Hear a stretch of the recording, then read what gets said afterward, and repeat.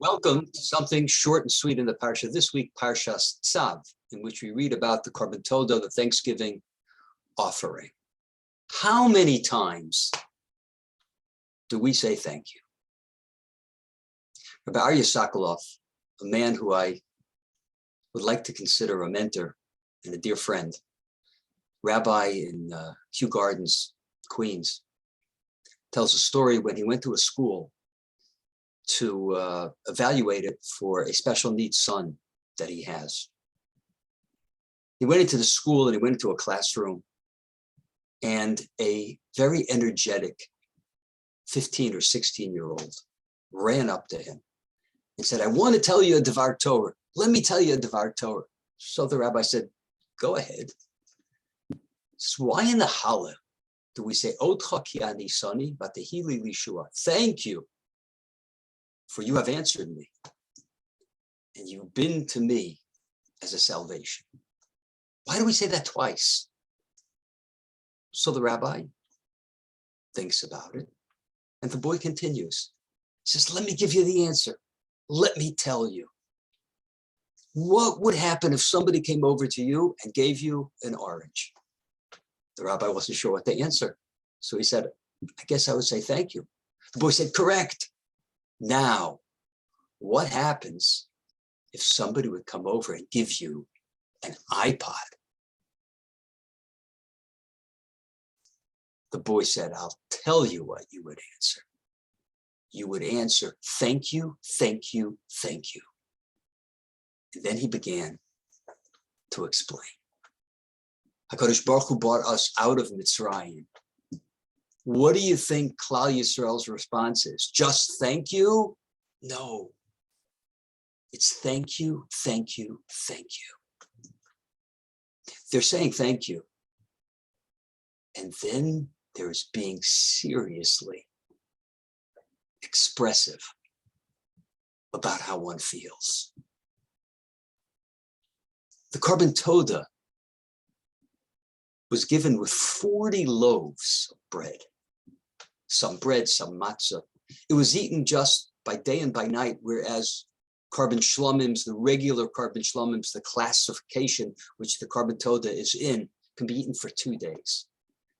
And the Mefarshim say, the reason is so that a person shouldn't eat that sacrifice alone or with a small group. He should bring other people, because the korban has to be eaten. And he would discuss with them why he's bringing this korban. Because of thank you, thank you, thank you. I once gave a drasha about Moda Ani. And when I started speaking about Moda Ani, I saw the crowd and their eyes were rolling. Oh boy, I can't believe he's giving a drasha Moda Ani. My mother taught me Moda Ani when I was like 2. I wake up and give thanks to Rabbanu Shalom. But it was clear. They were like, what's? During that week, one of my children got a bar mitzvah present. It was a sefer on tefillah and davening by Reb Shimshon Pinkus. And the first 11 pages were about Moda Ani. I came to shul that week and I said, "Guys, why you rolled your eyes at Moda Ani? We need to start our day saying thank you." The Torah begins with the importance of thank you. Bereshis bara Elokim. Rashi on the spot asked the question, why does it say Bereshis? According to grammar, it should have said Bereshona. So Rashi says, Bishvil Torah shenikra Reshis. If you scan the Bible, you will find that Torah is called Reshis first. If you scan the Bible, you will find additionally that Yisrael is called Reshis. So it's because of Torah. It's because of the Jewish people. So that the Jewish people would bring the Torah to the world. God created the world so that there would be his ambassadors. But there's another medrash that says if you scan the Tanakh, you will find that Reshis also means Bikurim, first fruits, brought by the farmer to Yerushalayim. Why is that so important? It's 1 out of 613 mitzvahs. Bishvil, Bikurim, for the sake of Bikurim, but the commentaries explain to us. Bikurim is an expression of thank you. And therefore, it's an absolutely central mitzvah. Because thank you is essential to our motivation. It's essential to all of our avodas Hashem.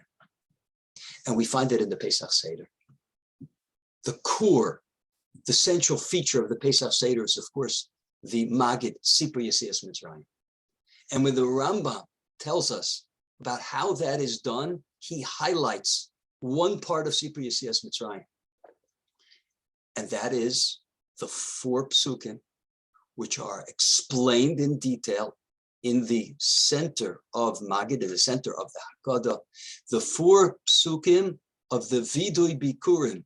When the person bringing the Bikurim, he comes to the temple and he just doesn't say thank you, but he goes through Jewish history. It's just 4 verses, but he goes through Jewish history from the low point to the high point. And he talks about Yetzias Mitzrayim. And that's the pasuk or the psukim through which we tell the story of the Exodus. And the great commentary Abarbanel says, we tell the story of the Exodus through a person who is expressing, you got it, gratitude, thank you. Because on this night of the Seder, the energy, the momentum, the inspiration needs to come from gratitude.